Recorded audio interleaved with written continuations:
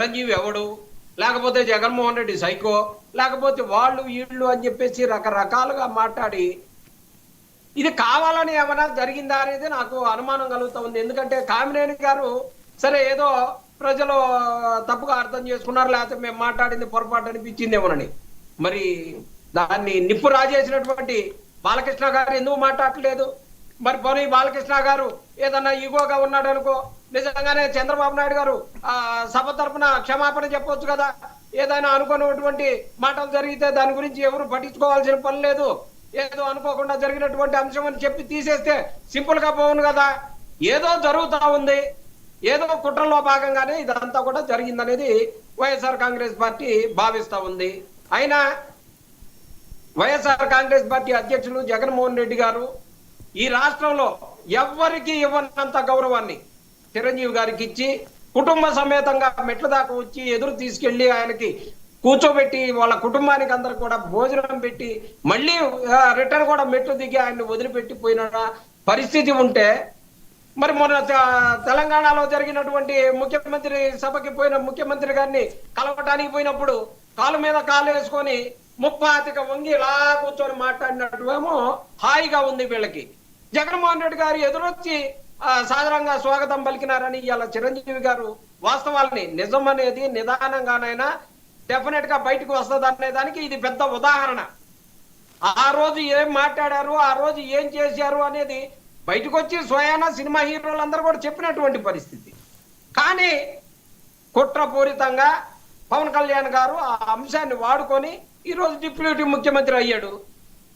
ఈ రోజు ఆ వాస్తవాలను బయటకు వచ్చినాయి కాబట్టి ఇవాళ ఏం చేయాలో అర్థం కాదండి. ఇప్పుడు చిరంజీవి గారిని అవమానించారన్న మాటతోటి ఆయన డిప్యూటీ సీఎం అయ్యారా? అంతే. మరి చిరంజీవి భిక్ష లేకుండా హీరో కాలేదు, చిరంజీవి భిక్ష లేకుండా ఆయన డిప్యూటీ సీఎం కాలేదు కదా. అర్థమవుతలేదా? పార్టీ చిరంజీవి కాదండి, పార్టీ చిరంజీవి గారిది కాదు కదా, పవన్ కళ్యాణ్ గారిది కదా. చిరంజీవి గారి పార్టీయా, చిరంజీవి గారి తమ్ముడు పార్టీయా, అంతా ఆ బ్లడ్ వాళ్ళది బ్రీడ్ వేరు, వీళ్ళ బ్లడ్ వీళ్ళ బ్రీడ్ వేరు.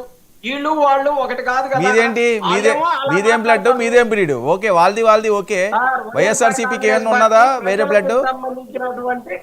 సార్, వైఎస్ జగన్మోహన్ రెడ్డి గారు 17 మెడికల్ కాలేజీలు తీసుకొచ్చి వాటిని 5టిని అడ్మిషన్స్ అన్నిటిని కూడా సరేలేండి, సరే అది మాట్లాడతామండి. అది వేరేగా మనం పెడదాం. కాదండి, ఇప్పుడు వాళ్ళు బ్లడ్ సార్ వినండి చిన్నప్పటి నా స్ట్రైట్ పాయింట్, వాళ్ళు బ్లడ్ వాళ్ళు వినండి. సరే వినండి, నేను చెప్తాను మీరు నా మాటకు మీరు సమాధానం చెప్పప్పుడు మీరు మాట్లాడండి. వాళ్ళ బ్లడ్ బ్రీడ్ వేరు, వాళ్ళది వేరు, వీళ్ళది వేరు. మీదేంటి? అదే సార్ నేను చెప్తా ఉంది. 17 మెడికల్ కాలేజీలు భారతదేశంలో పుట్టిన తర్వాత ఏ ముఖ్యమంత్రి కూడా 17 మెడికల్ కాలేజీ తేలేదు. అభివృద్ధి చేయటం అనేది జగన్మోహన్ రెడ్డి గారి బ్లడ్ లో ఉంది. జగన్మోహన్ రెడ్డి గారి సంక్షేమం చేయటం జగన్మోహన్ రెడ్డి గారి బ్రీడ్ లో ఉంది. అది జగన్మోహన్ రెడ్డి గారు కానీ YSR Congress party blood breed. ఇలాంటి సోది కబుర్లు చెప్పుకోవడానికి అసెంబ్లీ సమయాన్ని, ప్రజల డబ్బుని వృధా చేయటానికి ఇలాంటి అసెంబ్లీ కోసం, ఇలాంటి నాయకుల కోసం కాదు సార్. చంద్రబాబు నాయుడు గారు తల అంటారు. చంద్రబాబు నాయుడు గారు ఆ మీటింగ్ లో అంటారు, ఈ మీటింగ్ లో అంటారు, వాళ్ళని తిట్టారు, వీళ్ళని తిట్టారు అని అంటారు కదా. బాలకృష్ణ గారిని ఒక్కసారి సస్పెండ్ చేస్తే ఇంకోసారి ఎవరైనా మాట్లాడతారా? తప్పు మాట్లాడితే ఎవరైనా సస్పెండ్ చేస్తారన్న మెసేజ్ ఇవ్వచ్చు కదా. మరి పెద్ద ఆయన చంద్రబాబు నాయుడు గారు 3 సార్లు ముఖ్యమంత్రిగా చేశారు, ఇప్పుడు 4వ సారి చేస్తా ఉన్నాడు కదా. ఏం మాట్లాడరు? ఇవన్నీ కావాలని కుట్రపూరితంగా మరి చిరంజీవి మీద మాట్లాడారేమో అనిపిస్తా ఉంది. ఏది జరిగినా ఓకే రైట్. రజనీ గారు ఆయన ఫ్రీ చేయండి, ఒకసారి చెక్ చేయండి.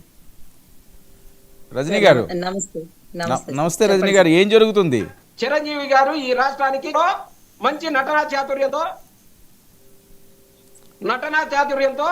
ఆకట్టుకొని ప్రజల మన్ననలు పొందిన వ్యక్తి, సినీ పెద్దగా ఉన్నాడు ఈ రోజుల్లో. అందుకనే జగన్మోహన్ రెడ్డి గారు ఈ రాష్ట్రంలో అత్యంత ప్రాధాన్యం ఇచ్చి చిరంజీవి గారిని స్వాగతం పలికి ఇంటికి పిలుచుకొని చిన్నప్పటి గారు ఓకే మీ డిమాండ్ సస్పెండ్ డిమాండ్ ఓకే చర్చిద్దాం. రజనీ గారు ఏం జరుగుతుంది? మీ దగ్గర ఉన్న ఇన్పుట్స్ ఏంటి? సార్ నమస్తే సార్. మీరు ఇందాక చెప్పినట్టుగా ఇక్కడ ఏదైతే చిరంజీవి అభిమానులు కానీ లేకపోతే కాపు కులంకు సంబంధించినటువంటి కొంతమంది నాయకులు కానీ వారందరూ ఒక రకమైనటువంటి కోపాగ్నితో ఉన్నారు. అది ఏమీ లేదంటున్నారు కదా ఆయన వంశీ